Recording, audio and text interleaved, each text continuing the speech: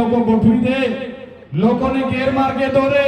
આપણે શિક્ષણ માંગીએ તો આપણને ભારત પાકિસ્તાનની વાત કરે, આપણે રોજગાર માંગીએ આપણને હિન્દુ મુસ્લિમની વાત કરે, આપણે જ્યારે નોકરીની વાત કરીએ, વિકાસની વાત કરીએ, રાષ્ટ્ર ભાવનાની વાત કરે અને એ જ લોકો આત્મનિર્ભર બનવાની વાત કરે ત્યારે એ લોકોને હવે આપણે ઓળખી લેવાની જરૂર છે।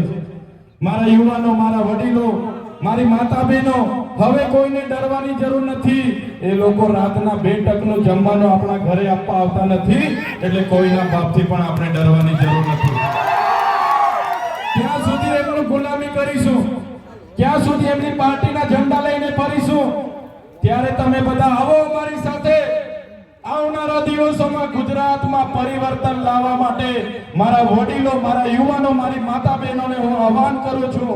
આમ આદમી પાર્ટી અરવિંદ કેજરીવાલજીની વિચારધારા સાથે અમારા સમર્થનમાં તમે આવો। બધા સાથે લઈને આવનારી તાલુકા, જિલ્લા પંચાયત આપણે લડીએ અને આ લોકોને ઘર ભેગા કરીએ। એ કામ માટે આપણે બધાએ તૈયાર થઈ જવાનું છે।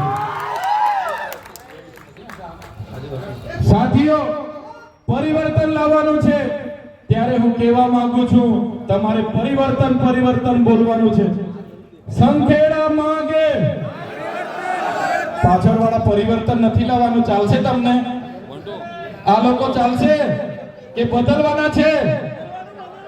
સંખેડા માંગે, સંખેડા માંગે, નસવાડી માંગે, નસવાડી માંગે, બોડેલી માંગે, બોડેલી માંગે, છોટાઉદેપુર માંગે, છોટાઉદેપુર માંગે।